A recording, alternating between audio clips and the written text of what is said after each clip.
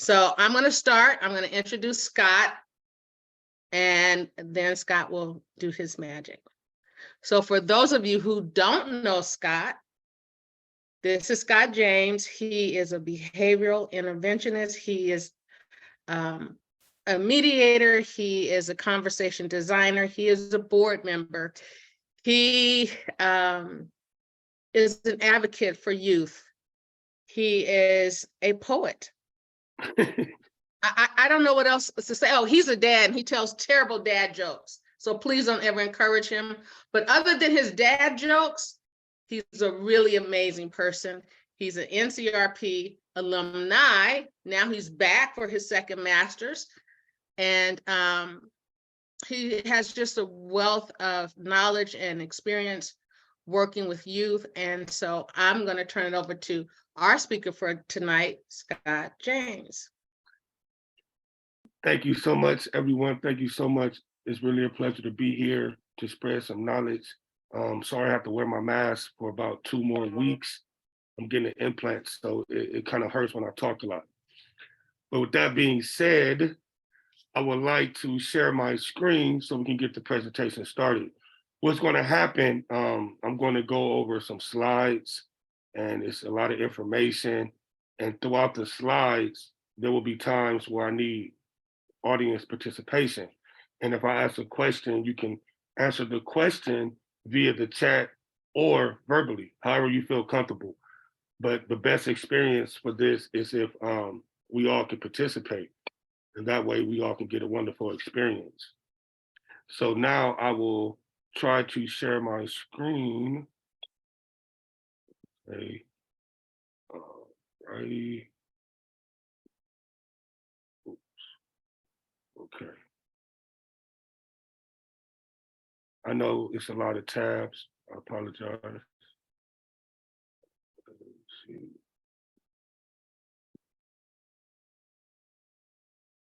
Let me see. Can everyone see the slideshow? It's coming up. It's loading. Okay. Can you see this? Okay, perfect. So pretty much like Professor said, my name is Scott James. I'm a youth advocate, trainer, mediator, public speaker, dialogue design. I graduated from CSUDH. I'm in my second master's program at CSUDH. And I really am dedicated to be an advocate for youth, social change, restorative justice, and things like that.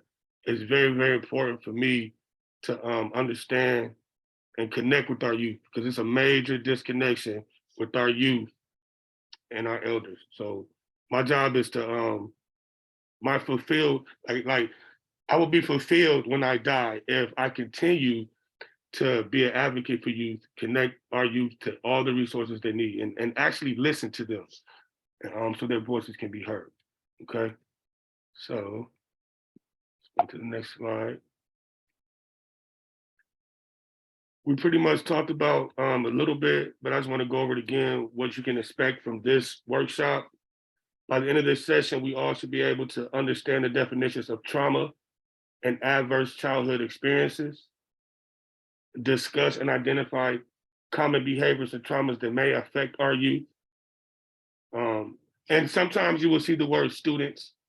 So if you're not an educator or if you don't work in schools, we can think of it as youth, because a lot of the strategies and tips in this workshop is pretty much how to approach, listen, deal with, and resolve conflicts pertaining to youth, okay?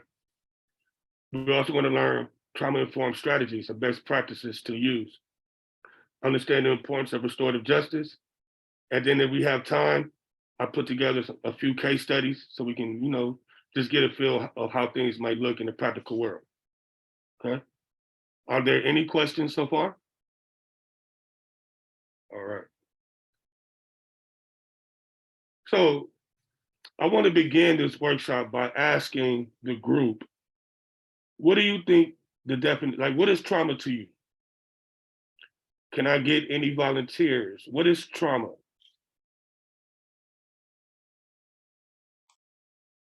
Good evening, everyone. Good to see everybody once again. Thanks for doing this, Scott. And I know you have a wealth of information, so I'm here to learn, definitely. For me, I guess my definition of trauma is any event any event or any recurring events that causes a high emotive state in someone, and that emotive state prevents that individual from living a meaningful life. I like Does that make that. sense? I like that. I really do. Anyone else? Professor? Oh, go ahead. I'm sorry. Yeah, so something that's coming up to mind for me, severe harm that sticks with you. Mm, I was thinking of the same thing, but it changing your brain, an event in a negative way, changes the way your brain would normally function. Good. Professor, you gonna say something? Or anyone? Anyone could just jump in. I don't want to. I was thinking an event that kind of messes with your emotional states. And I was just going to add, you know, an event that's deeply distressing and a very disturbing experience that impacts not only your emotional state, your physical state, but your behavior. I like that. I see Matthias with hand raised. Yeah, to add to all of the previous answers, the experience itself does not need to be lived by yourself to inherit trauma, because trauma can be inherited. It actually changes genes. It activates certain genes that then gets passed down. So you as I guess, trauma recipient do not necessarily have to have lived through that harmful experience that caused the negative state of physical and or emotional pain or distress. I agree with that as well. There are certain situations where I call it the trauma gene. It can be passed on generationally. Your forefathers have suffered trauma for some reason. The effect can be inherited in you.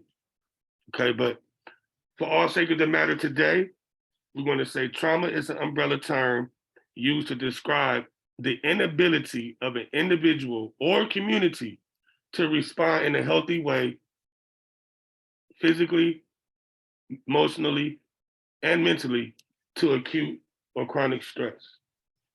Okay? So, can we safely say that everyone gave beneficial definitions of the word trauma, right? We all have a different view of trauma. So, that's very important when we approach someone who may be suffering from trauma. Our own personal experiences have a big part in that and how we deal with that, okay? So I want you to think about some times where you may have experienced trauma.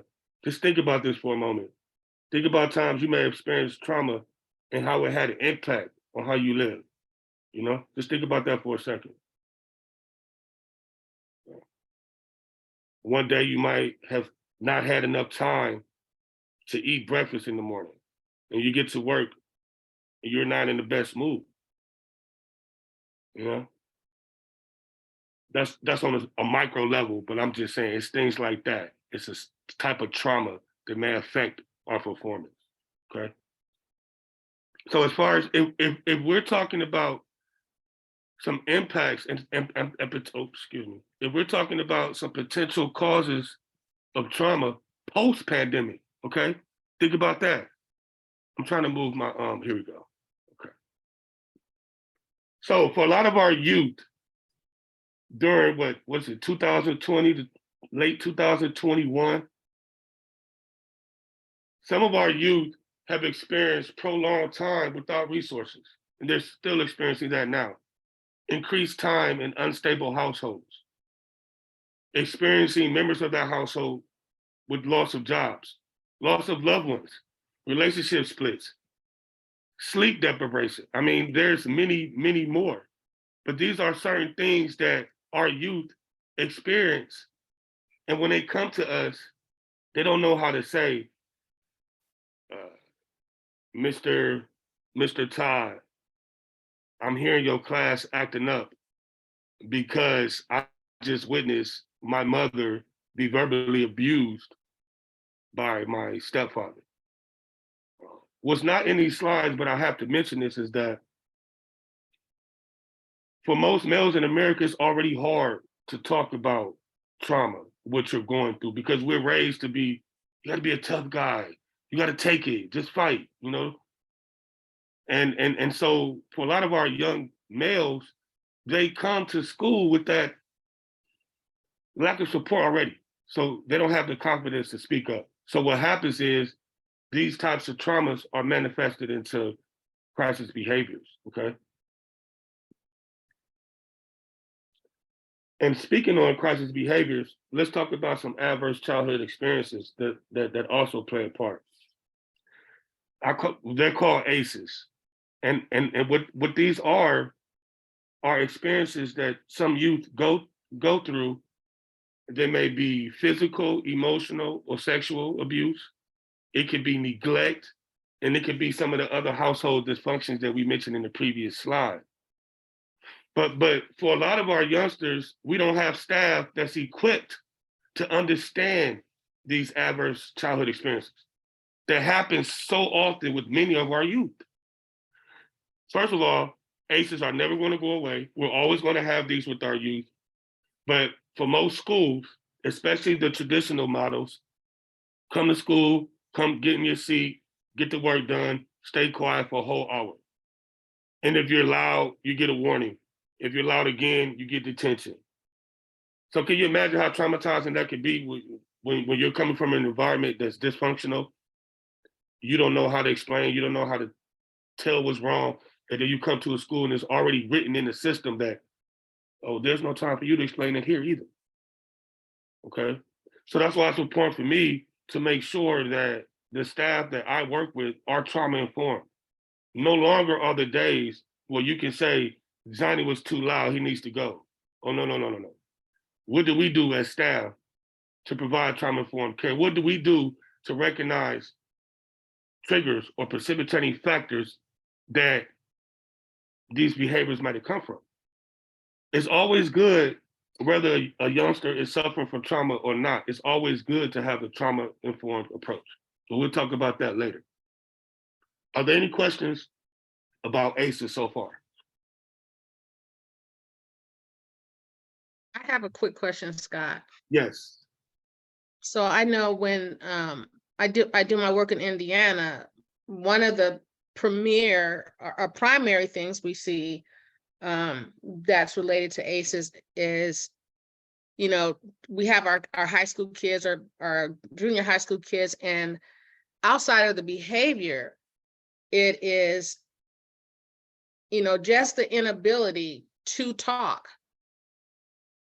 It's just like shutting down emotionally. And it's not that, you know, you might have a child that just, they don't know how to express themselves. And no one asks, what happened? What makes you feel like you can't talk to me or you can't talk to your peers? Like you said, they're punished. Punished for talking too much or punished for not talking enough. Yeah. So how would you work with a student that just was that verbally at a place where they just can't communicate? It's not that they don't want to, but they've been impacted by all this trauma and they just don't know how to tell you. They don't even know how to verbalize what they want. And that's a good question. Well, first of all, we must understand that no one will be at their best mental state when they're under duress, under stress, or suffer from trauma. So for me, I have to allow time. A lot of our youth come to us with their defensive wall up.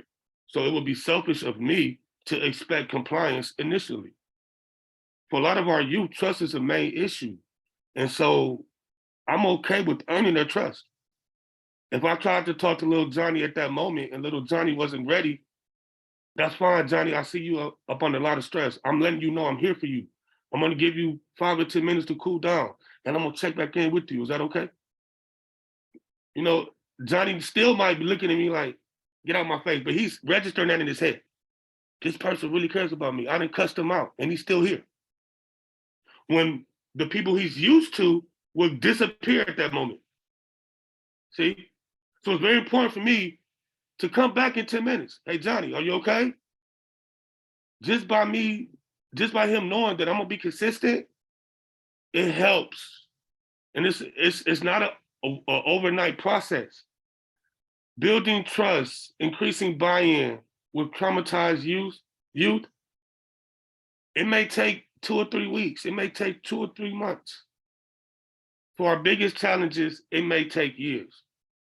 But to see someone cross that finish line, where at one moment in time, they didn't even have confidence to even succeed a little bit, that's one of the greatest feelings in the world. And I challenge all my staff to have that approach. They're counting on us. We're teaching them how to resolve conflicts, whether we know it or not. I have a question. Yes. In application of this ACES program, so I don't know if you remember, but my background, I was a dean for about 6 years at a middle school. And we had a very punitive model. You did something wrong, these are your consequences.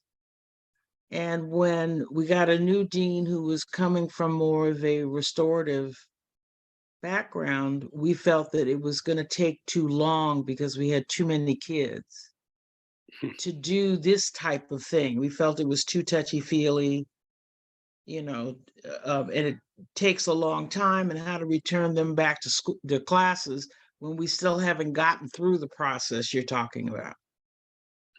And I So I wanted you to speak to that, to the time, the sense of you're saying a whole semester it may take.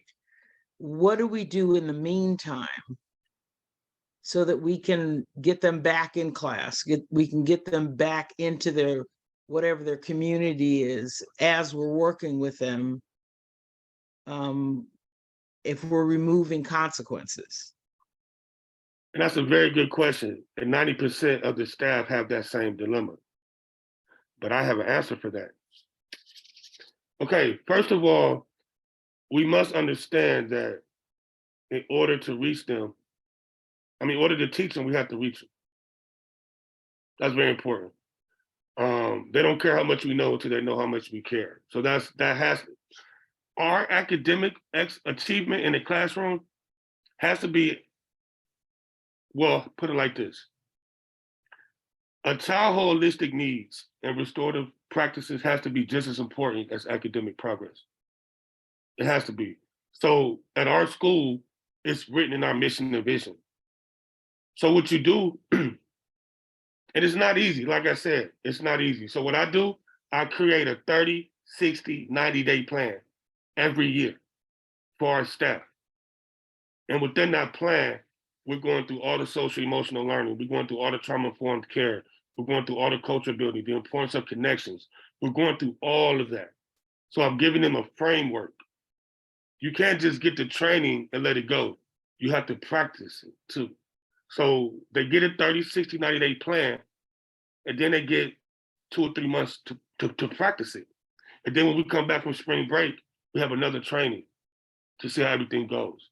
So it's a continuous process, and I'm constantly seeing myself, train, come up with new things. But the more and more you have this culture, the less and less behaviors you'll have. So if you operate preventively and proactively, you'll give yourself time to operate less reactive. See, the way we operate our school, we spend a lot of our time in the preventative measures. In traditional schools, they spend a lot of time towards the end. So that's a big problem too. If like we have a lot of policies in place for punishment, but there's no policies in place for preventative measures. What are we gonna do to help these behaviors even happen in the first place? See, we're always told it's not enough time to do that, but it should be time. Because if you do it that way, you'll spend less time punishing, being punitive, and then the students will end up trusting you. You know how powerful and what the magic of students, when they trust you, they'll work wonders for you and themselves. Mm-hmm. So that's what I would say to that. Okay? Thank you. Okay, welcome. So now I'm just gonna show you like 2 or 3 minutes of this video about ACEs. It goes more in depth. The Adverse Childhood Experiences Study is something that everybody needs to know about. It was done by Dr. Vince Felitti at Kaiser and Dr. Bob Onda at the CDC. And together, they asked 17,500 adults about their history of exposure to what they called adverse childhood experiences, or ACEs. Those include physical, emotional, or sexual abuse, physical or emotional neglect, parental mental illness, substance dependence, incarceration, parental separation or divorce, or domestic violence. For every yes, you would get a point on your ACE score. And then what they did was they correlated these ACE scores against health outcomes. What they found was striking. 2 things. Number 1, ACEs are incredibly common. 67% of the population had at least one ACE, and 12.6%, 1 in 8, had 4 or more ACEs. The second thing that they found was that there was a dose-response relationship between ACEs and health outcomes. The higher your ACE score, the worse your health outcomes. For a person with an ACE score of 4 or more, their relative risk of chronic obstructive pulmonary disease was 2.5 times that of someone with an ACE score of 0. For hepatitis, it was also 2.5 times. For depression, it was 4.5 times. For suicidality, it was 12 times. A person with an ACE score of 7 or more had triple the lifetime risk of lung cancer and 3.5 times the risk of ischemic heart disease, the #1 killer in the United States of America. Well, of course, this makes sense. You know, some people looked at this data and they said, come on, you know, you have a rough childhood, you're more likely to drink and smoke and do all these things that are going to ruin your health. This isn't science. This is just bad behavior. It turns out this is exactly where the science comes in. We now understand better than we ever have before how exposure to early adversity affects the developing brains and bodies of children. It affects areas like the nucleus accumbens, the pleasure and reward center of the brain that is implicated in substance dependence. It inhibits the prefrontal cortex, which is necessary for impulse control and executive function, a critical area for learning. And on MRI scans, we see measurable differences in the amygdala, the brain's fear response center. So there are real neurologic reasons why folks exposed to high doses of adversity are more likely to engage in high-risk behavior. And that's important to know. But it turns out that even if you don't engage in any high-risk behavior, you're still more likely to develop heart disease or cancer. The reason for this has to do with the hypothalamic pituitary adrenal axis. The brain. Okay, I usually stop him when she talks about the hypodermic, put that word right there. So I have the link for the video and we can check it out later, but I really, suggest everyone check it out when they get a chance. Okay. So let me make sure I didn't skip anything. Okay. Okay. So now that was a little bit about ACEs, and she said something important when she said it messes up something in your brain where it imbalances your happy moods with your depressed or sad moods. So that answers a lot of questions why some students can appear to be in a happy environment but still seem upset. You know, you can offer kids good alternatives, but they still seem upset. Sometimes they have a hard time putting it together because they're suffering from trauma and it affects their brain.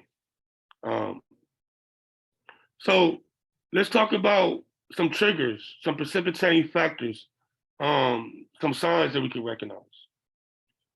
Okay. For my students, or for a lot of our youth, hunger, fear, depression, death in the family, these are precipitating factors that may be on students' minds on their way to school. And sometimes we might not be aware of that. Lack of sleep, loneliness, abuse and neglect. So can you just imagine you're on the inside of the campus, you're a staff, and we have a student who's arriving on the campus who have an extreme case of aloneness, right? But you already know, usually the start of school, that's when all the energy, that's when everyone's excited, jumping around the place, everyone's just doing everything, right? And this student is being asked to come to class and just get straight to task like everyone else. These are the students who get lost in the sauce, swept up under the rug, and deemed non-compliant. They get kicked out of school without anyone even assessing their problems, okay? And it's very sad because I see so many students that get sent to my school because, like I asked a student, so why did you come to Rise? Oh, I got kicked out of my school. They thought I was a bad kid. But as I'm watching this kid grow, I'm like, where's the bad kid at? Come to find out, one of the students told me he got kicked out of his school because the teacher disrespected him somehow, and the student got out of the class and walked out and slammed the door. And this student got kicked out and has a paper trail now.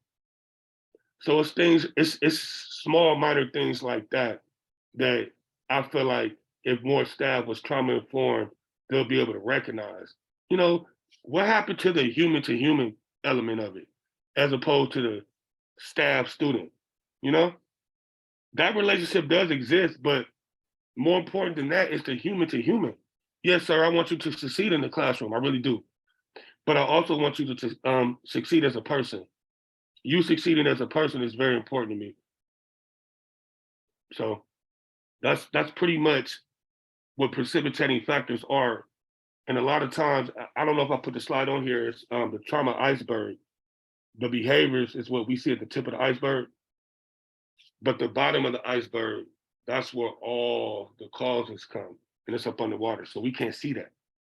So I always like to relate behaviors and trauma to the trauma iceberg, okay? So now we talked about trauma, we talked about triggers and precipitating factors that might be manifested from these traumas, but now let's talk about how these trauma impact learning. And some of these things we heard in the video. For a lot of our youngsters that suffer from trauma or adverse childhood experiences, they have impaired short-term memory, okay? They have difficulty trusting others, concentrating, completing tasks, high levels of fatigue, oppositional behavior, executive functioning deficits, absenteeism. Now, if you look at this list, this sounds like the typical bad kid at school, right? A lot of these behaviors are what some staff or some schools say bad kids exhibit, okay? If only they knew that this kid might be suffering from some type of trauma and some type of support is all that's needed. Yes, Professor. Yeah, I'm glad you brought that up because my son was not identified as a bad kid, but when we when I went through my divorce, he stopped talking, stopped playing basketball, which is, his passion. And he couldn't concentrate. And his math teacher would just yell at him and scream at him.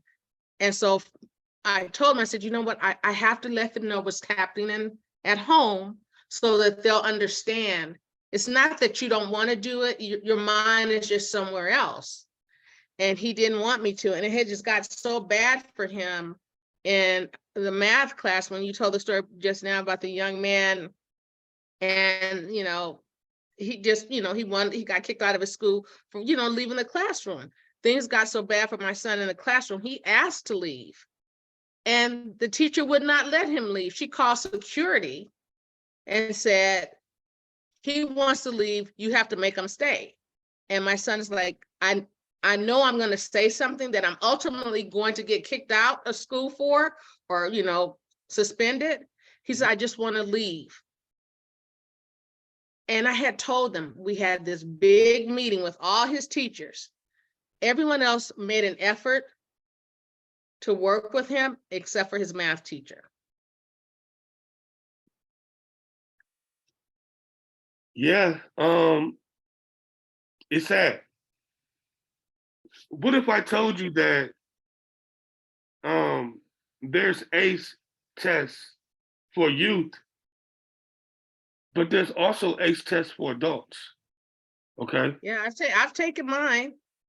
Yeah, we'll be surprised how many of our kids or youth that's in the school with other people that's having the same problems that never got diagnosed. Okay. Yeah. Anytime you're that dismissive of youth, it might be for a reason. Yeah. Excellent. Okay. So we talked about trauma a little bit. We talked about ways that, before we move on, are there any other types of behaviors that you might see? Now after doing a couple of slides, you might be aware that they're from trauma, but you previously thought that these behaviors was just because the youth or the youngster was a bad kid. Are there any other behaviors? So lately, I've been talking to a lot of my education friends, and a lot of them are saying that young people, especially around the sixth grade level, age level of like 11, coming out of the quarantine, the kids are exhibiting a lot of anxiety about coming on campus. So parents are reporting the children are very oppositional. They won't get dressed. They will not want to get on the bus. It's a big drama every morning. And they're bringing in, all the guns to try to help the child adjust. Once they're in school, they seem to be fine. But just getting there has turned into a drama. And I was told by one school psychologist that it was running rampant. It was an epidemic. So, which suggests that the whole COVID quarantine, lack of social development during that period was so traumatic for these kids that they're having to figure out ways to help them through it. I mean, absolutely. The pandemic, yes, not only did they cause this dissatisfaction for our youth, they caused dissatisfaction for a lot of people. Everyone, pretty much. Everyone. It was new for everyone.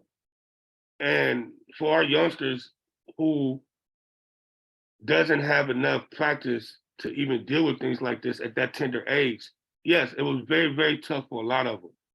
And that's even a better reason why it's so important for everyone to be trauma informed.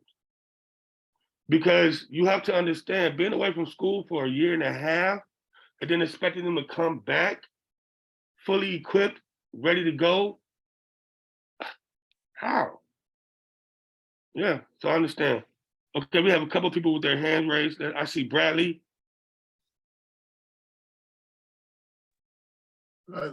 Thank you. I was listening to your explanation of the ACES program, and then you said, and would you believe they have it for adults? And this is the question I would have, because we're going through a paradigm shift in school administration and the justice system.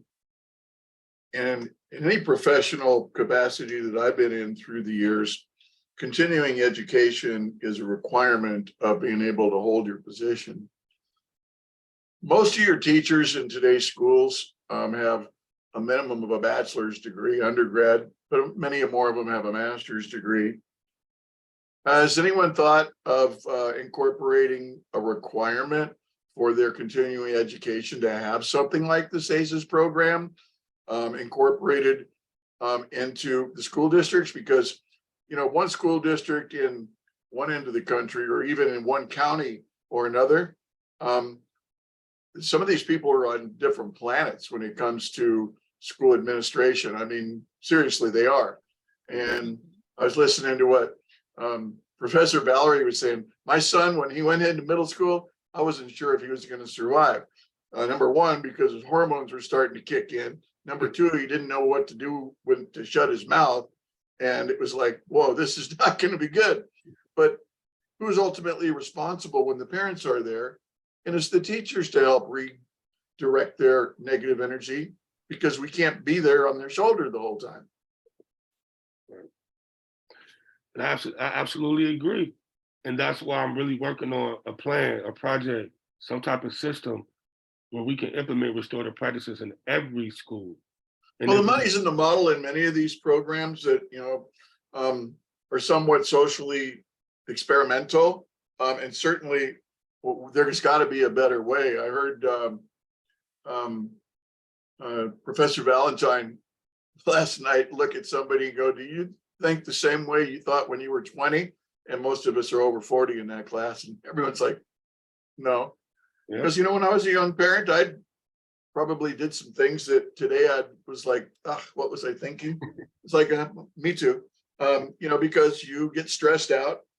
And kids that have been through trauma, especially at a very young age, develop an anxious avoidant personality disorder that takes years to unravel, maybe some professional counseling.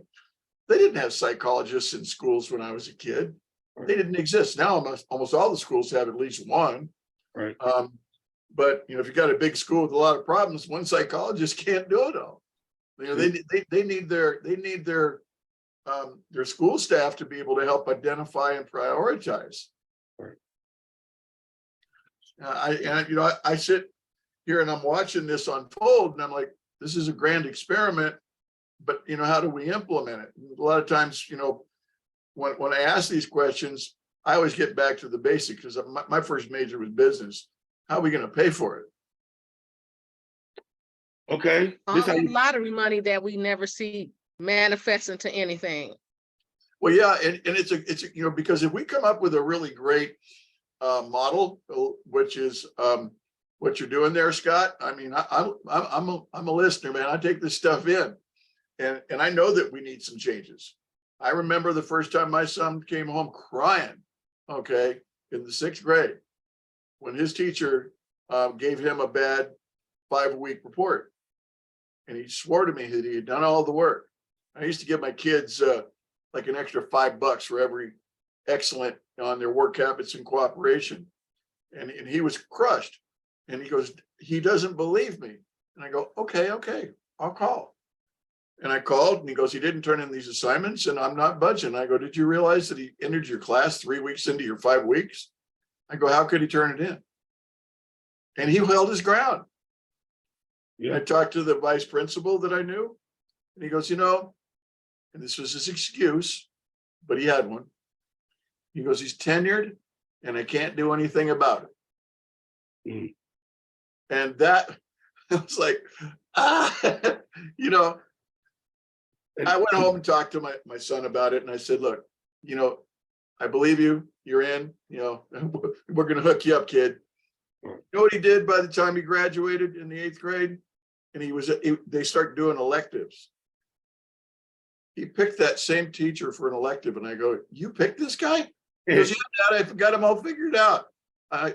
Easy A. I'm like, my son grew up in 2 years. Yeah. You know? I mean, he was starting his slow but steady journey into adulthood. But as parents, we don't always get that lucky because, you know I leaned on him because I was a single parent in that special time in life. It's just like, sometimes parents, we overreact too. Yeah, you do. So where do you think our kids learn it from? You're right. That's where the bullies are built. They're built at home. Yeah. Okay. You have a question that I really want to answer now. It's really itching me, but it's in a couple of slides later. And let me repeat it. Bradley said or asked, how do we pay for it? And I have the answer for that. Watch this. But before we do, I want to let Nelson and Professor get their questions out. So Nelson. Oh, not me. I'm sorry. I Oh. thought I had lowered my hand. Sorry. Well, thanks a lot, Scott. Once again, greetings. This is a very great presentation, Scott. And I wanted to ask, in your experience working with the youth, I know there's a community neighborhood school connection, and a lot of our youth they experience community violence, and a lot of times the youth and they travel with other youth every day to school, even now that it's open. But I'm going to talk prior to COVID. I know COVID has a lot to do with ACEs, but I'm talking prior, and even now while school's open. A lot of times the way a kid behaves and the way the kid have to act in his community is the same way he has to act in school, because he's with his peers around the block. So when most youth are going through something, have you found that they are less likely to come forward because of what their peers may say or what their peers may think? And also, have you ever had experience with kids who experience community violence by walking through different gang factions on their way to school, and the trauma that they have to deal with walking through these neighborhoods and dealing with those factions? So can you expound on that? Yes, absolutely. There is what we call peer pressure. And so we normalize talking about peer pressure. And I don't know if I mentioned it. No, I didn't mention it, but we will talk about it later. I do circles at my school. And what circles are good for is community building. And I embrace people coming from different areas. You could be from a gang over here. You could be from another gang over here. But when we're in this space, we're a community. And so weeks and months of me doing that circle, it pretty much gives that community space where, we have gang rivals at our school, but they coexist peacefully at our campus. In order for them to even coexist like that, they have to feel safe. They have to feel secure. They have to trust us. So it's a long, hard process, but it takes consistency. It is a paradigm shift, and you have to keep repeating the shift. You have to speak truth into power. As far as students coming to school, crossing different gang paths, that was an issue that we had at our school. So we partnered with this company called Hop Skip Drive. And what this company does is it provides, it's like an Uber for youth. Only youth, you have to, with 13 to 18, those are the age groups that you can ride in this. No adults and no younger kids. You have to be a teenager. And so that works pretty good for us because all of our students are teenagers at least. So if you're between the ages of 13 and 18 and you state that you have a need to get into school because you don't feel safe, we're going to get you a ride. Oh, okay, that's awesome. What is it called? It's a Hop, Skip, and the Drive? It's Hop Skip Drive. Okay, got it. Okay, that's cool. Thank you. Appreciate that. Yes. Good information. So would that include the discussion you're going to have on funding? Would that be included in that? Because the first thing that came up was who would pay for that? Well, okay, no, I'm not talking about hop, skip, drive when I talk about that. It wouldn't be included in funding. Okay. I mean, it's included if you want to implement restorative practices in your school. Yeah, it's included in the budget. But when I talk about how we want to pay for this paradigm shift, it's something different. You'll see. Scott, can I just Yeah. add something quickly to what Yeah. you were saying? Yes. The city attorney put together a program where we worked with the gang interventionists. And, you know, they all call themselves OGs. But what they would do, and what they did do, they started off at Markham Middle School.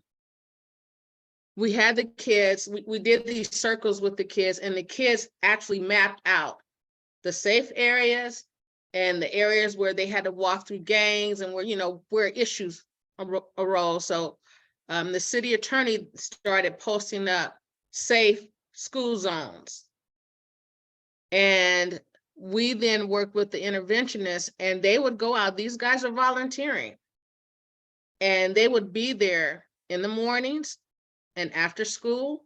And if there were, you know, large, you know, groups of kids who had to catch the bus or they had to walk to, say, football practice or cheerleading or whatever, they were there to escort those kids to and from. Now, they had the street cred with the gangs on each side. And so there was no problem. But that was experiencing so much trauma before they even got to school. Somebody's roughed them up, somebody's took their money, took their shoes.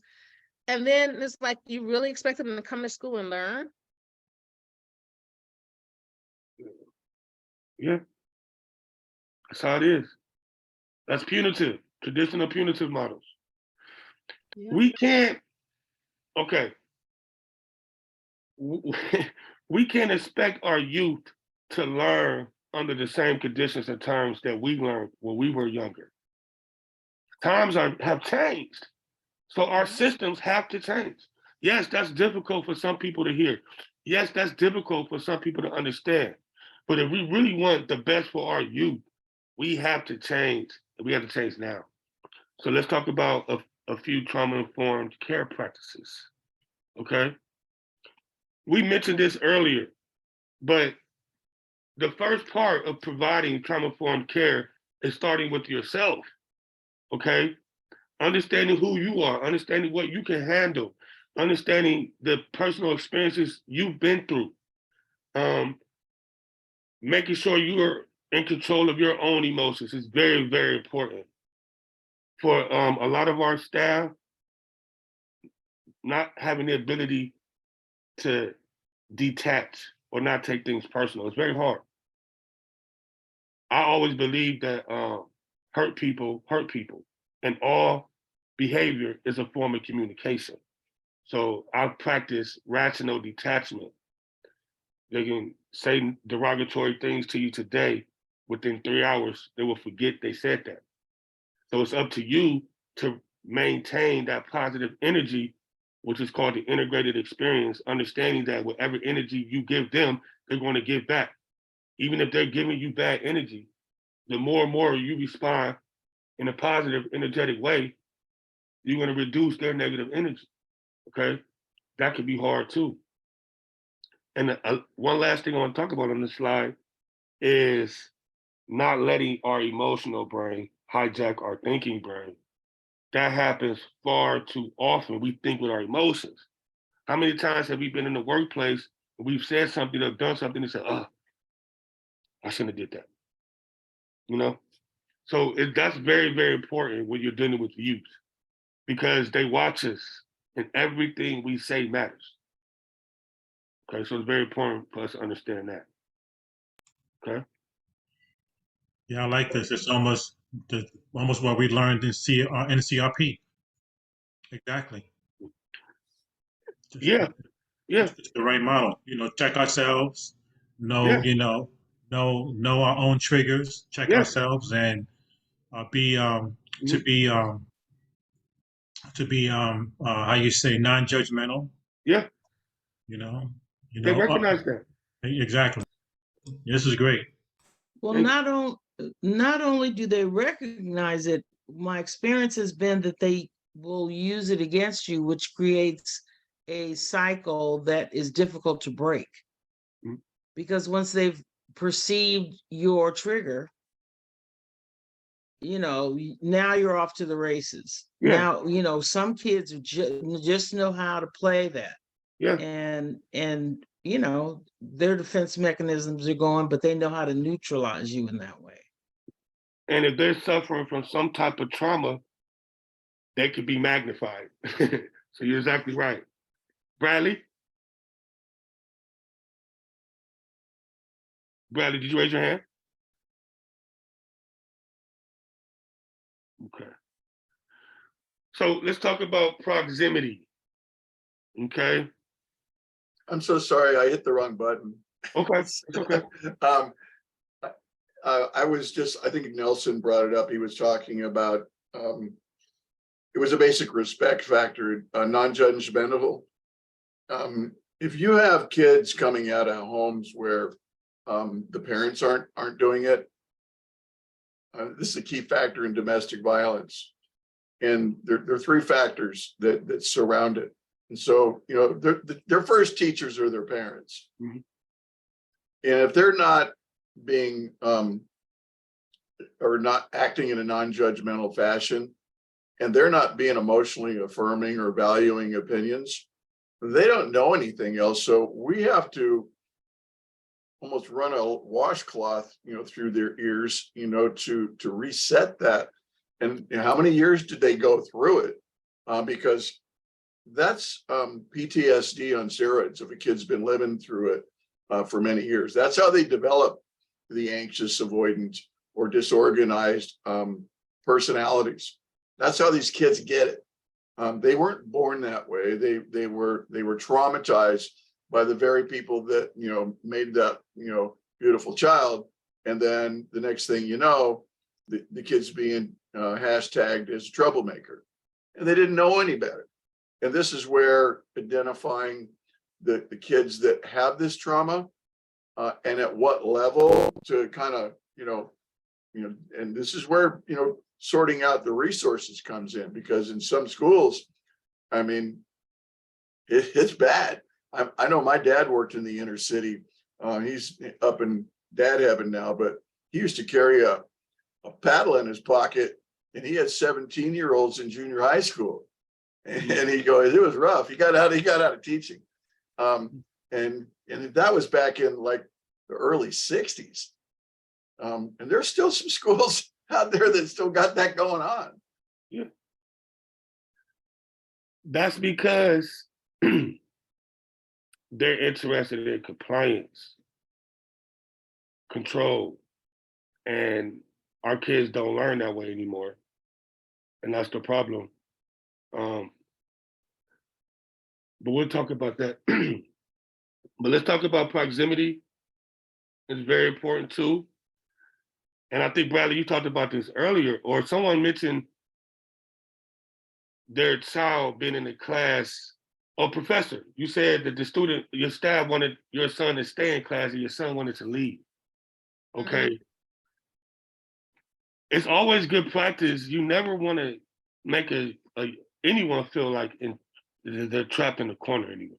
Okay. Mm-hmm. So it's always good to understand that, first of all. But personal space is real big. Sometimes, depending on your generation, your culture will determine how close or how far apart you are comfortable with when you communicate. That's personal space. Everyone's personal space is different, but it's very important to understand that they have personal space as well. And it's important not to infringe upon that. Positioning is a little different. Positioning is pretty much knowing where you are in classroom, knowing where furniture or any kind of objects that make it hurt other people, knowing where things are in the classroom. That's very important. How you set your classroom up. Is it conducive for healthy learning? Are there easy escape routes? That's very important as well. And then you have proximity. It's the distance between you and the person. Okay. So these are three things that's very important when you're talking about positioning and space in the classroom, or just anytime you're around youth in general. Okay. Want to keep these three things. And as a behaviorist, it's very, very important for me. Because I'm kind of tall and I have a raspy voice. So for a lot of our youth, I can appear as a threat to them. So it's very important when I approach someone in the middle of a crisis that my posture is welcoming and non-threatening. I can't approach anyone with my hands closed. To a traumatized youth, they might think I have something in my hand. I used to think that it was okay to walk with my hands behind my back. I can't even do that because I realized that some youth are traumatized when people have weapons behind their back and their hands, they hide like that. So now the same way for me is to approach a student with my hands wide open, arms straight down, and I'm standing at least 6 feet away from them to the side. Okay. That's just me. And sometimes if I'm extremely like taller than the person, I have no problem with kneeling down. So I can get more on their level. Okay. So that's proximity. And we talked about consistency earlier as well. It's very, very important, especially if you're suffering from trauma. Even adults, we perform better when things are consistent. If you have something that you want me to do and I'm already planning for, I'm working on it, I'm doing it, and at the last minute you change and give me a new set of action items, that's going to throw me off, and it's going to make me, it's going to make my mind boggle for a minute. So imagine for a youngster who hasn't had a lot of experience dealing with their emotions or resolving conflict, it's very hard. So the more consistent we can be, the better. Okay, but sometimes we can't be consistent, and that's okay too. When we can't be consistent, all we have to do is allow for transitioning, allow time for them to process. Because as we learned earlier, sometimes our youth that suffer from trauma, they have a hard time processing. Then sometimes they're not being non-compliant. Sometimes they're not in a situation where they're not trying to hear you. No, they're just having a hard time processing. That's why I always, after I make my directives or verbal prompts, I always give a student a couple minutes for the process. If sometimes teachers say, well, I don't want to keep asking them the same thing and make me look stupid. No, you don't do it that way. You say, Johnny, can you please take your headphones off? I'll come back and check on you in a minute. You don't wait for Johnny to say no. You make the verbal prompt, he heard you, and then you say, I'm gonna come back in a minute. That's letting Johnny know I care about what you're doing. I'm giving you a verbal prompt, and I'm going to follow up on that. Because a lot of staff will make a promise. Oh, I'm gonna check on you in a minute, Johnny, and never check on Johnny. So what that does to Johnny is that makes Johnny think that, oh, this teacher's inconsistent. They're gonna act like they're gonna check on me, but they never will. So I'm just gonna keep on doing what I do. So it's little things like that that go a long way. Okay. Provide emotional security is a big one too. For a lot of our youngsters that suffering from trauma, their emotions are all over the place. They lack confidence. They go through power struggles. They haven't had many wins. So therefore, they haven't heard too many, good job. You're doing great. Keep it up. They haven't heard that. It's foreign to them. So it's very, very important for educators or people that's in our youngsters' lives to empower them, motivate, uplift, celebrate every small win, make affirmations. Hey, Johnny, I noticed you wrote this essay in a different style than usual. What's the reason for that?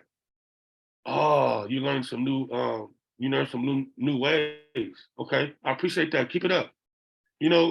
That makes Johnny feel like, okay, they're watching me. Let me see if I can do better next time so they can give me more affirmations. So it's little things like that that really help provide emotional security. I call emotional security like the alternator for a car. You can't really go anywhere unless you're emotionally ready. okay? It starts there. And for a lot of our youth, this is the most important part.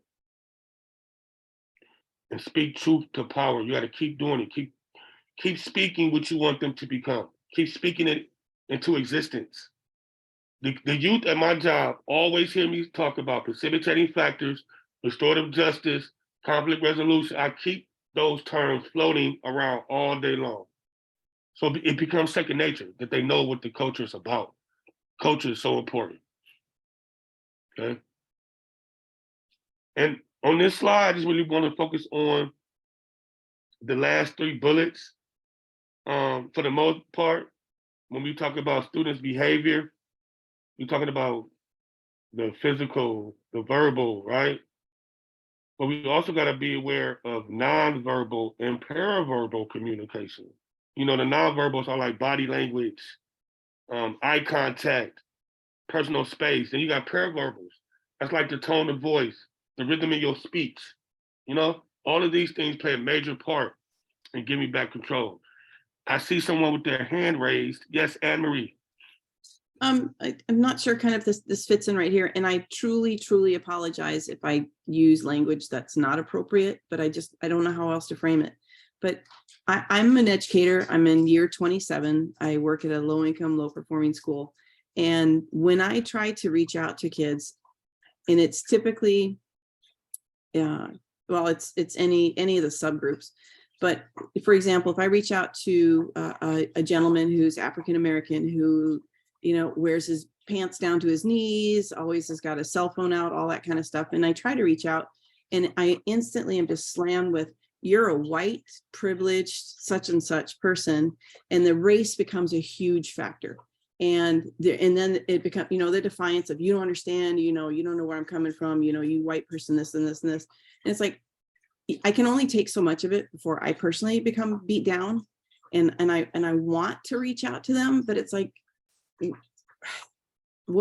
there's got to be a dynamic of like, yeah, you got to keep pushing, but it's like, how do you convince them that, yeah, I've been in the trenches, yeah, I didn't come from this class, I worked my way up to this class, and yeah, you know, the teenage struggles you go through, I probably went through the same. And I really struggle with, how do you reach those that feel, and especially, and I say because I'm white, is that they automatically assume I'm a white privileged person.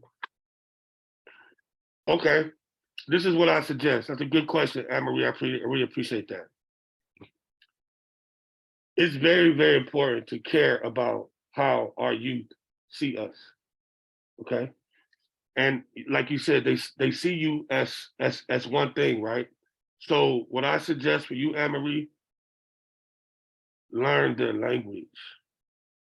And I'm not talking about like English or Spanish. I'm talking about learn their language. Learn what they like, learn what they dislike. Get into their culture, understand, like have conversations with them before you talk about pulling your pants up. For our youth that's coming from backgrounds like you described, it's very important that they trust you before they listen to you. It's tough as a staff, as a teacher, but we want to be able to build relationships with them to help them be positive forces in society outside the classroom. And in order to do that, you got to be able to build that trust and increase the buy-in. And it's hard. The way I perform and operate in communities like your school, I will have to operate completely different if I was in Burbank in the all Asian school. So I will have to learn them. I will have to get to know them. And for my first 2 years, for every time I make a redirection or verbal prompt, I'm giving them 4 to 5 affirmations. Let's say I'm looking at Johnny right now, and I know I want to tell him to get off his phone. I'm not gonna walk up to Johnny and say, get off the phone. I'm gonna walk up to Johnny and say, hey, Johnny, how you doing? How was your weekend? You know, I will have a conversation with him, and somewhere in that conversation, I was like, you know, I really like your clothes. They look way better when they're up. Sometimes it's about the approach. Sometimes it's delivering the message in the way they communicate. It's very important. I challenge you to do this, Anne-Marie. Next time you're in the classroom, just go up to the student and ask them, what's your favorite music? What do you like to eat? What do you do for fun? Just have that kind of conversation with them. I guarantee you it'll open up a whole nother realm of communication and trust. But how do I get them to do that when I feel like I've already burned that bridge because there's already a sense of animosity between us? Okay. And it's like, you don't get to tell them, okay, I want to hit reset. I want to go back and I want to, I want to start over, because it's almost like, because I have asked them to comply and now I'm coming after them, automatically it's typical, their defenses are up and they're like, oh, and it's like, how I struggle so much with trying to like, no, I want to be your friend, but that perception is already there. So this is what you do. First of all, you provide a space that gives them a voice. Implement a circle. It's okay to be vulnerable. They would love to hear you say, I'm sorry. I want to make this better. I do care about you. But for some reason, you think I don't. What can I do to make it better? And let them give you what they think. Sometimes you just got to listen to them. They'll tell you. So it's nothing wrong with what you're doing. It's just provide a space for them to make this right. And tell them that's what you're doing. It's okay to be vulnerable. And it's okay to tell them, I want to make this right. Professor? Yeah, Scott, I was just getting ready to say that, Anne-Marie, I think, maybe starting off, even starting off the morning and then, maybe doing one at the end of the day, holding a circle.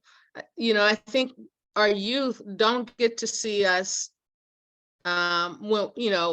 being vulnerable to say, this bothers me. I don't have all the answers. Mm-hmm. Can you help me? Can we work together? So giving them that space where they feel like they can talk to you as a person, not a teacher, but you're having a conversation. And you're very good at that, Anne-Marie. Use the power of conversation, not position, not power, but human to human. Not, oh, you're a kid, I'm the teacher, or you're younger than me and I'm older than you, but have a conversation.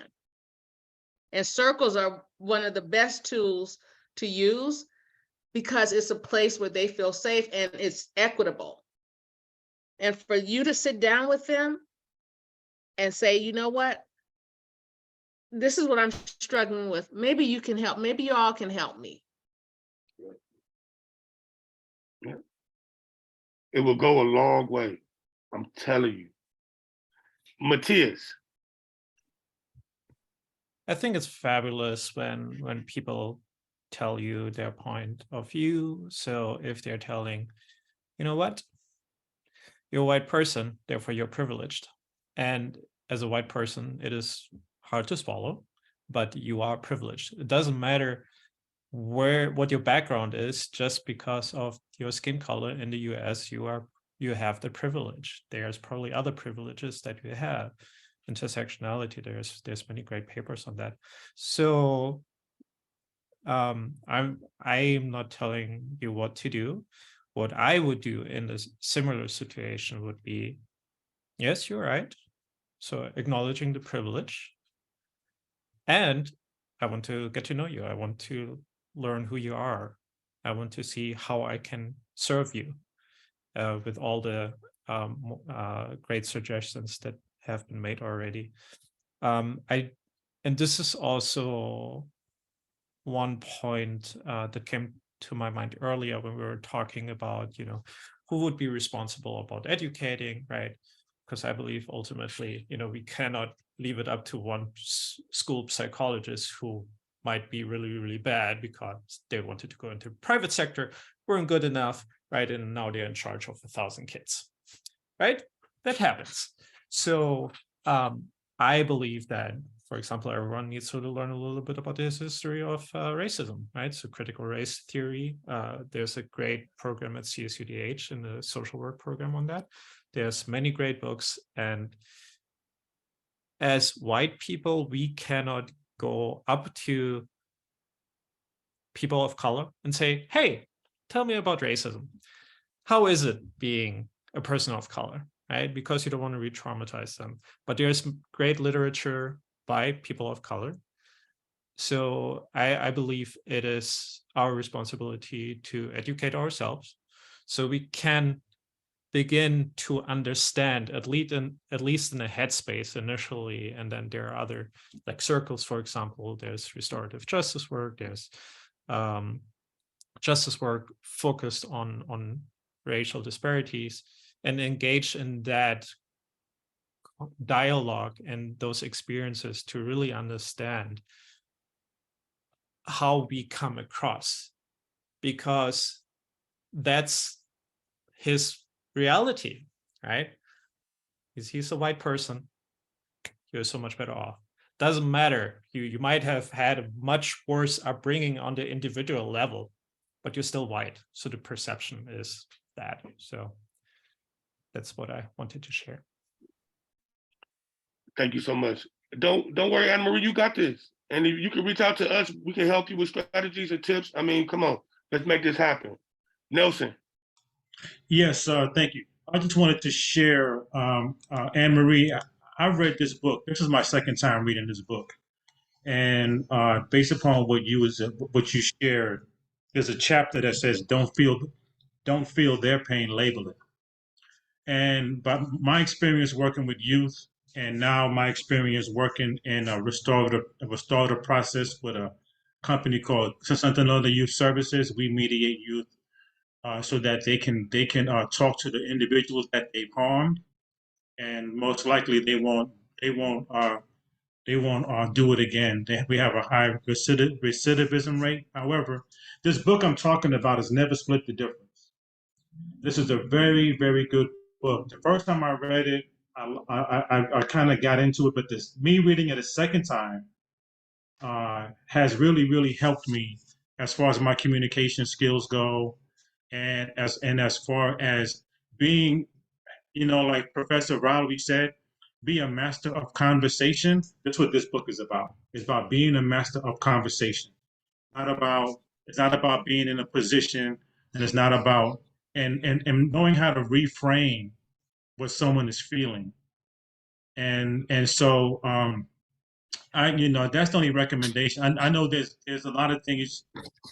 Scott has tremendous experience. Professor Rowley, basically everybody on this panel have very strong and good suggestions for you. But I like to read, and I think this is a great book that you may find helpful. Mm-hmm.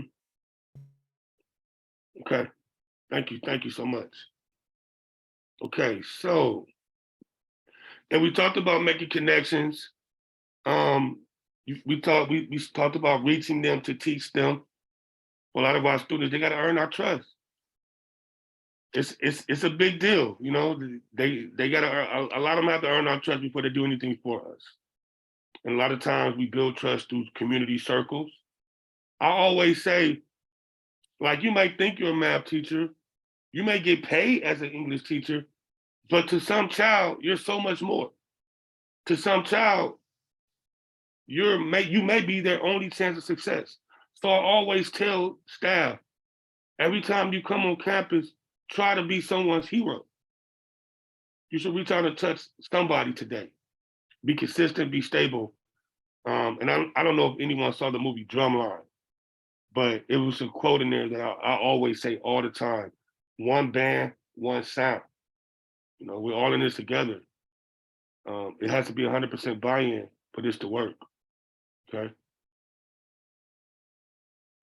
All right. Let me see. So this page, this slide right here, I'm gonna try to go through it as effectively as I can, but I want to highlight real quick the 4 bullet points that's in magenta. These are the 4 strategies and techniques that I train our staff for NCI. This is a very, very broad and narrow view of it, but we'll talk about that in a minute, okay?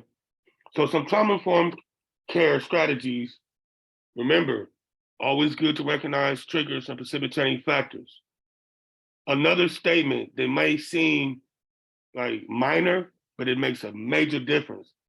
We have to learn how to stop saying, what is wrong with you? And start normalize saying, what happened to you? It makes a big difference. It allows for the person suffering the trauma to see us to see us as someone trying to help, as opposed to someone who's trying to punish. Okay.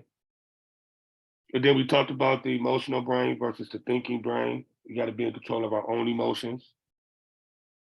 The main job for our staff that's providing support for people who are suffering from trauma is to provide care, welfare, safety, and security.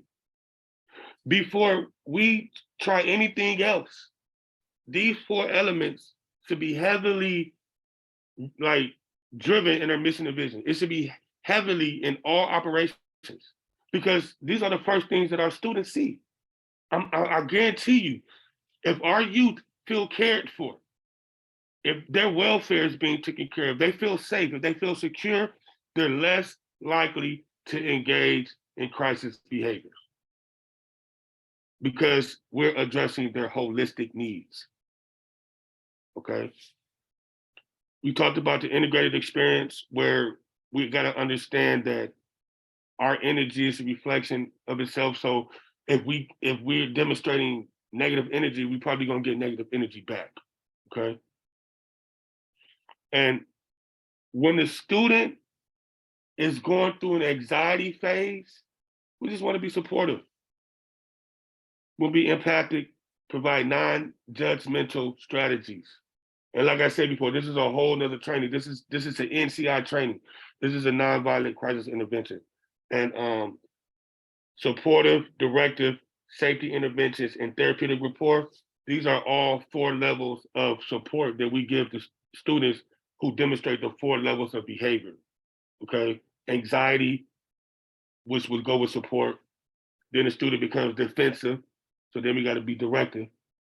Then the student might be engaging in physical crisis where some type of safety intervention is needed. But guess what? After the crisis, we still got to provide support, right? It doesn't just stop there.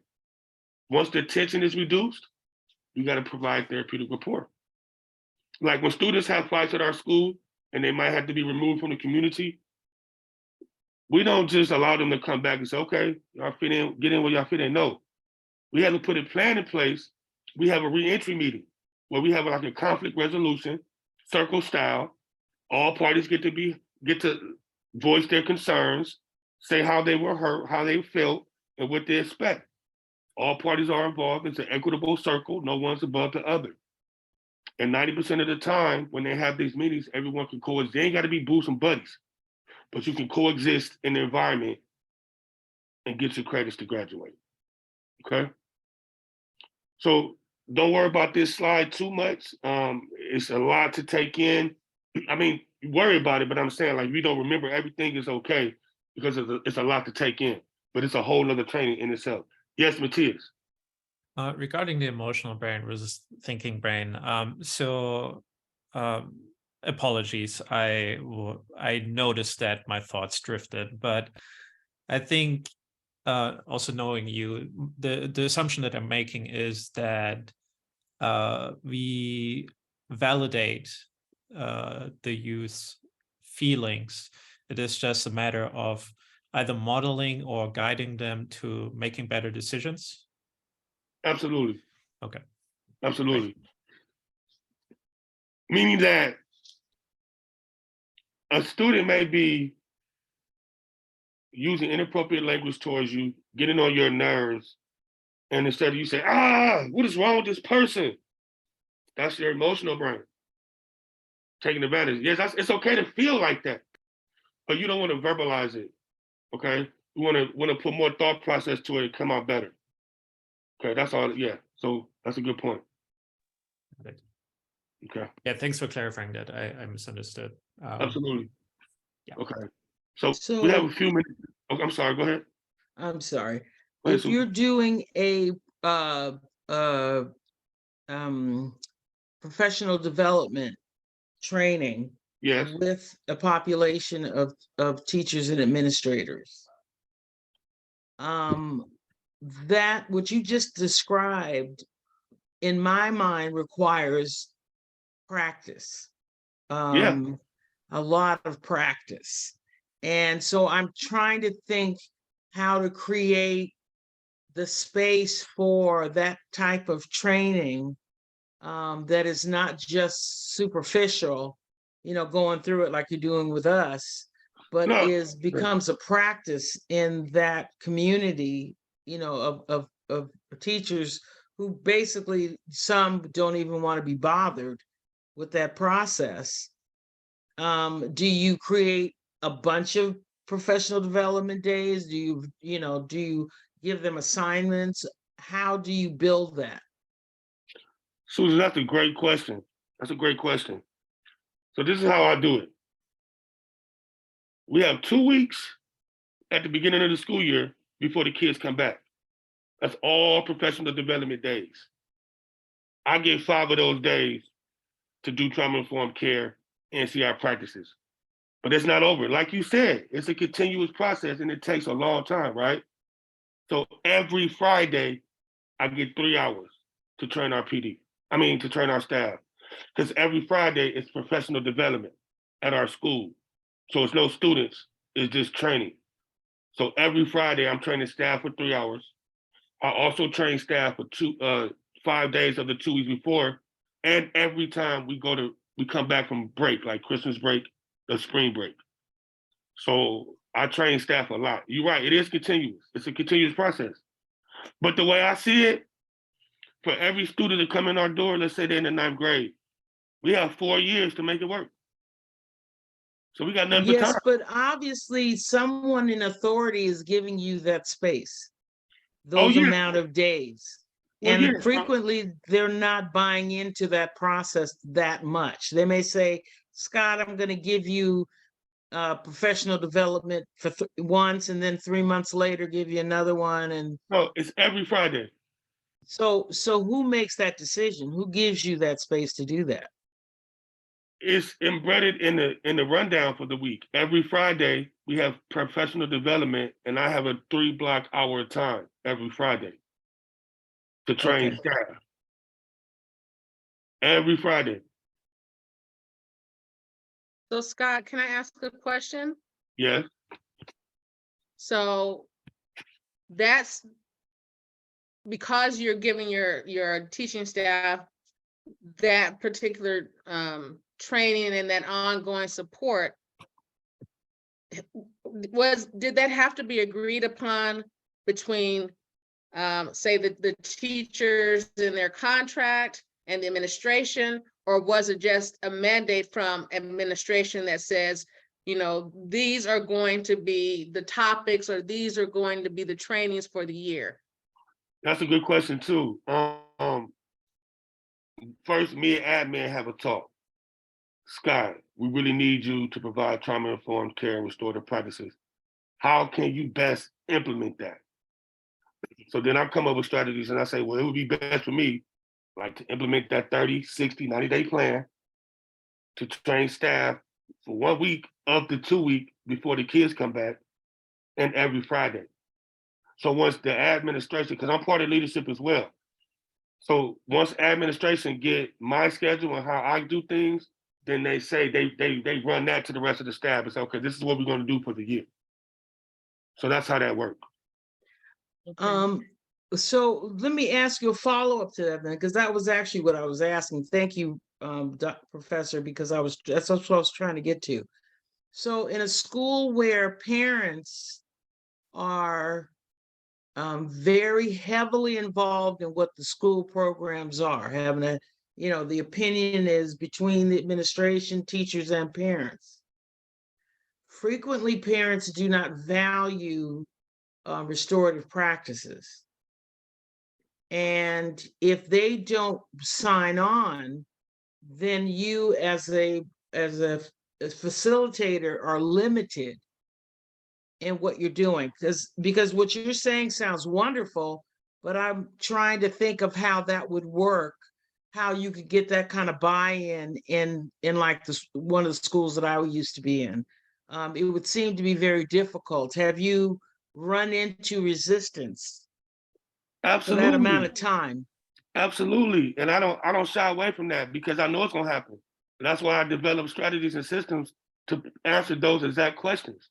Because those questions do come up. And when people say, how do we afford to pay for this paradigm shift? we can either pay for it before a crisis happens, or we can pay for it after. Because I tell you what, for every youth that we put in jail, it's costing taxpayers $100,000. It only costs $20,000 to send them to college. So when we say how we gonna pay for it, let's cut down these prisons. Take away the prisons. We spending too much money basically saying, I know you're gonna be a criminal. I know you're gonna be nothing. So we're building prisons. Forget that. Let's build schools. Let's build things in the communities to keep our youth from committing crimes. That's how we do it. And people need to understand that we have to pay attention to this demographic of youth, because this demographic of youth is what's filling up our prisons. This is the school to prison pipeline. So how can a staff not want to hear that? Would you want your child to be part of the school to prison pipeline? No, no one does. So that's part of my pitch. When someone says, how are we gonna pay for it? How do we have time? We have to have time for our youth. We got to put in the time now to prevent them from going to jail, because I'll tell you why. 40%, this is from school to prison, 40% of students expelled from US schools each year are Black. 70% of students involved in in-school arrests are referred to law enforcement are Black or Latino. Black students are 3.5 times more likely to be suspended than whites. Black and Latino students are twice as likely to not graduate high school as whites. Until these numbers change, then I challenge any school official to debate me on their systems versus mine. Now, this is just school to prison. What about from foster care to prison? 50% of children in the foster care system are Black and Latino. 30% of foster care youth entering the juvenile justice system are placement-related behavior cases. 25% of young people leaving foster care will be incarcerated within a few years after turning 18. And 50% of young people leaving foster care will be unemployed within a few years after turning 18, okay? It's crazy. So I have people raise their hand, Professor Matthias, and then Susan. No, Susan can go. I can go last. Please Okay. let them go first. Okay. I'm trying to think of how to say this delicately. My experience has shown that there is a clear disparity on some campuses of the extension of the school to prison pipeline has a lot to do with what was the word that we used earlier? Entitlement. So that these resources are not fairly distributed and applied. And if you're in a situation where you have a person who has a population who has a lot of money, the behaviors may be the same, but the treatment of those behaviors are different because our kids have a tendency to be otherized. We are defined by behaviors. And a dominant population will not be defined by behaviors. Theirs is more of a, oops, this just happened to happen, but the behaviors are the same. So when you're trying to get buy-in in a situation like that, it becomes very difficult because, yes, well, this kid said this to me, that puts him in that classification, but they have not addressed the fact that we don't treat all students the same way, in the same environment, with the same behavior. Their treatment is different based upon color, based upon class. Whether, I have parents who were both attorneys and would sue everybody, if their child was identified in this way. So that furthers the otherizing. The teachers have a tendency then to react to certain students in a different way. Well, Can you address that? Yeah, and that's okay. So that's the big problem with this whole thing, is that we're not getting enough people to see the big picture. This is not coming from me. This is research. Anyone can do this research. We are losing a major population of our youth because they're being underserved, and it's systemic. Facts are facts. It is proven that it is becoming a hub for prisons to recruit youth from these two demographics exclusively. And that has to change. Of course, many staff from demographics that don't match these don't care. That's exactly why they need someone like me to go up in their schools and talk to them about that. And it's okay that they don't know. I'm expecting the pushback, but it's because they don't know. So once they start to understand and realize what's really happening, maybe then and only then can they start to make changes. Because you're not going to make a change if you don't understand or recognize the problem. Okay. Matthias? Oh, I'm sorry. I just want to add something quickly, Scott, and this is in response to Susan when she said, parents may be resistant to restorative justice, and that echoes, what you just said. When we created the restorative justice program in the city attorney, we had to do a full year, one full year of heavily outreaching, going to schools, going to community meetings, going to PTA meetings, explaining that this was an alternative to our traditional system.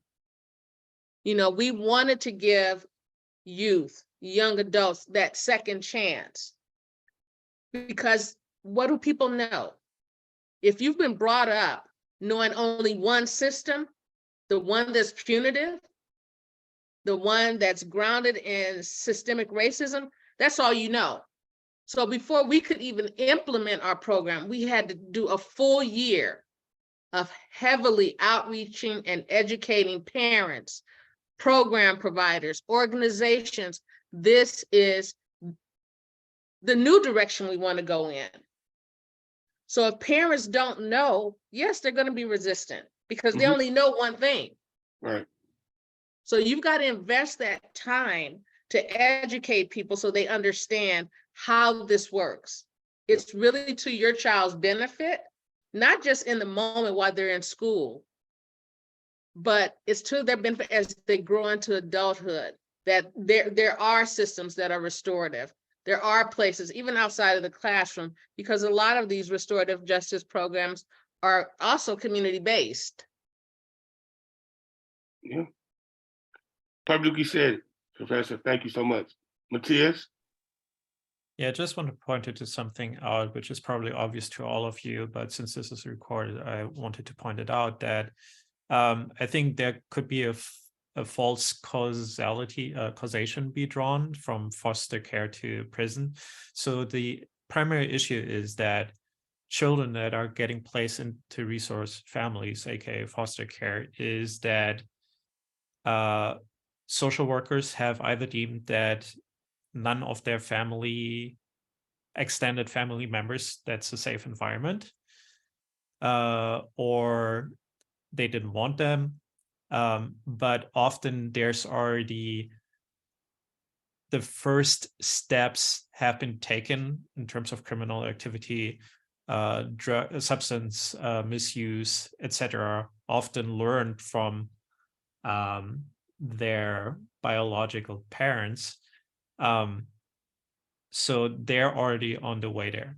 And the reason why they're not ending in juvie or even group homes often, even prior to being placed in foster care, is that there's, contrary to popular opinion, there's many great social workers that do incredible work to get these people that are on the way into prison, give them a second, third, fourth, fifth, sixth, seventh, eighth, ninth, 10th chance. And unfortunately, especially with substance abuse, being a teenager, having all the aces, it is really, really hard to break the cycle. Right. Well, so when children end up in foster care, they already come in quote unquote damaged. So it is really, really hard. So I just wanted to point out, it's not like foster care will lead them into prison. It's just that the system was not supporting these children as early and as strongly as these children should have been supported. Yeah, but you said two things I want to focus on. Mhm. A lot of these youth are by themselves and no one is there to care for them, and they're maybe drug dependent. These are the ideal people that the prison systems recruit. That's exactly what I'm talking about. So we got to be aware of that too. And just because someone is alone or drug dependent or has a history of committing a crime or two, that doesn't necessarily equate to them going back to prison. That's exactly what I'm saying. We have a predetermined notion of certain people in these demographics. And no, I'm not saying that all students that come from that type of environment go to prison. But what I'm saying is a large number of them end up there. And it's because of the lack of support that these students are, or these youngsters are getting, that caused them to make those decisions to do those things. That's exactly what I'm saying. Because I know people who are in households that are not in group homes or foster care who have those same problems, but they're not in prison. Because they got someone that care about them who can get them out of jail or who will fight the courts. When you're in the streets, you're homeless, the prison system knows there's no one there to account for you. Okay, so we have to keep that in mind. It's hard to take in. We don't want to hear it. Yeah, there are some good social workers. There are some good courts. There are some good whatever, but we're talking about the corruptness in the system. There is a such thing as a school to prison pipeline. It does exist, and it is based on facts. We have to acknowledge that. Because until we do, the changes that we need are going to be so slow. Yes, Mark, I'm sorry. Yeah, I'm not disagreeing with you. I just wanted to point out that, Yeah. for people to draw a wrong conclusion that, foster home to prison, that is not. No. What You I know want what? people to take away. Let me go back to that real quick.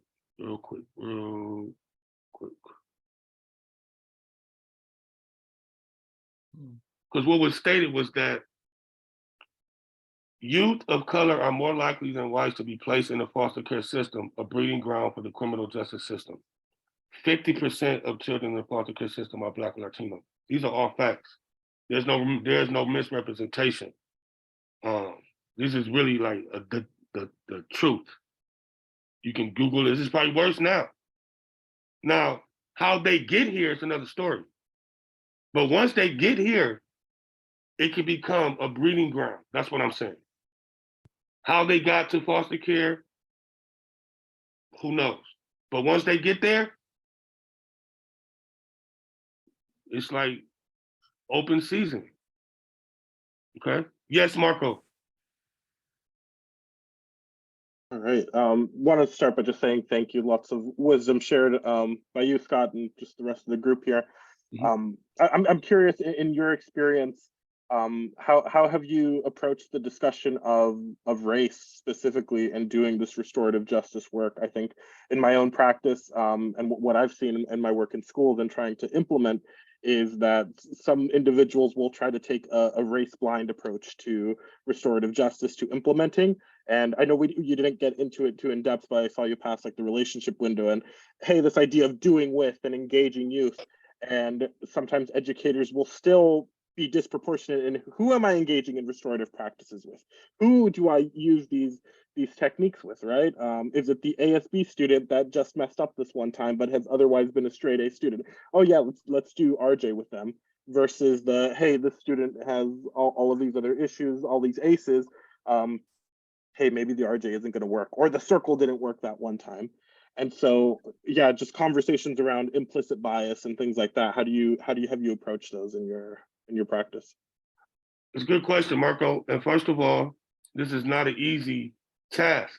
This is not an easy assignment for me. And I'm knowing already that most people that I try to have a conversation with are going to have questions. They're going to be going off a frame of mind of what they were taught. And sometimes you can live a life of having things learned that you have to unlearn. So I know it's going to be pushback, but it's very important to understand us as individuals, understand who we are, understand who everybody else is, and let's stop watering things down. Let's stop honeycoating things. Racism exists. There's systemic racism in many societies that affect people of color. Let's stop saying or thinking that that doesn't happen. Once we all realize that that's happening right now, we'll be better off. It's little things that's stopping us from understanding the truth. Some people say critical race theory. Some people say the woke movement. But to me, if someone doesn't want me to be woke, they want me to be sleep. And to have someone wanting me to be sleep is disrespectful to me. It's like, why do you want me to be living while I'm asleep? So you can take advantage of me? Why should I be looked down upon because I want to be woke or awake? The opposite of being awake is to be sleep. How can I be successful if I'm in the dark? So people have to understand that first. No one's making excuses. No one's trying to blame anyone. But the truth, like the real history, the way things are, needs to be talked about. The way things are being ran right now is for only a certain group of people, and a lot of other people are getting left out. People need to recognize that and understand that. Yes, it's difficult to talk about that. But how are we going to fix it if we don't have these conversations? And you mentioned something else too, Marco. Being trauma-informed and providing restorative practices, it's a whole wide approach. You don't just do it for certain kids. You having a trauma-informed approach for everyone, not just Johnny when he's acting up. You have a trauma-informed approach for Priscilla when she's doing good.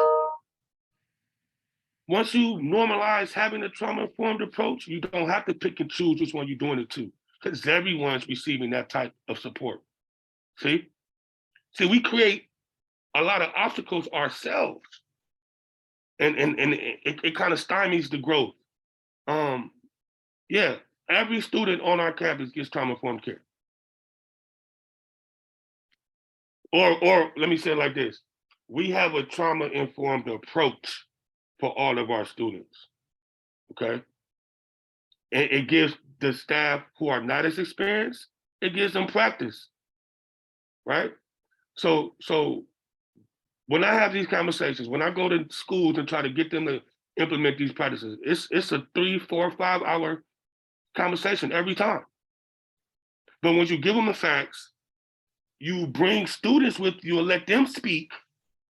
I mean, it's magical.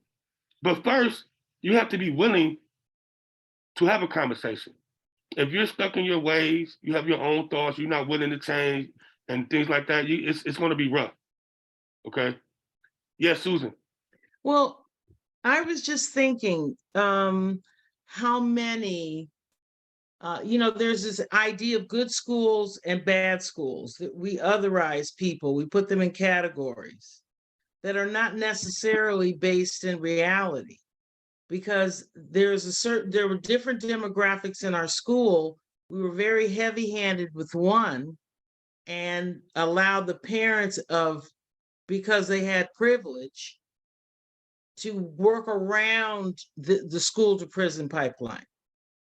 They used their privilege to get out of the school to prison pipeline, even if in the household there was a death in the family, drug use between adults and children, homelessness, a lot of issues that you wouldn't assign to that demographic. And they had resources that helped them avoid what you're talking about, the school to prison pipeline. So it isn't even equal in that way, that yes, these are elements that contribute to the school to prison pipeline, but it only applies to students that are allowed for it, that it can apply to. It very rarely applies to students who may have the same behaviors, same traumas, but are in a different demographic. Yeah, there are definitely other demographics besides these two right here. These are not the only two demographics that's a hub for the school to prison pipeline. Absentee students who don't go to school are another demographic that ends up in prison. Students who do drugs a lot and end up dropping out are another category. So these are just two because it fit with the theme of the workshop I did today. But there's many more demographics that's inside the school to prison pipeline, not just these two. Okay. Professor? Yes, I just want to go back to something you said, Scott, which was, having this approach throughout the school. So it has to start from the administration. It filters down to your teaching staff, then, every other staff person. If you're lucky, you'll have a restorative justice practitioner at your school. But something you said earlier, and I had talked to my friend Joe Broomer, who's done this work in New Jersey. What they do in their district is that every 3 years, they're fully restorative informed, throughout their district. But every 3 years, they do a 3-year plan that focuses on systems change. They need to make changes because nothing stays the same from year to year. They look at procedural changes, physical changes, and professional development. So as you said earlier, this is constant training, it's constant growing, and the adjustments that have to be made, whether it's at the administrative level with the admin or the Board of Education, or even with community partners, that needs to be looked at frequently so that you can continue to address, and again, not just necessarily the student that's having a really hard day, but maybe the other student, because as you said earlier, most of us, even adults, we've had 1 or 2 ACEs throughout our lives. So you can just believe that your student, whether it's the ACE student or whether it's the student that's coming to, going to class, holding their head down, everybody's had some type of trauma. And for us to believe other than that, or not believe that at all, is ridiculous. So if we want to help our children and be the best that they can, we need to provide trauma-informed approaches for all children. Yep. For all. And if our leaders aren't doing what they need to do, then they need to be voted out of office. Yeah. We're no longer we're no longer accepting anything less. We really want our youth to succeed. All of them.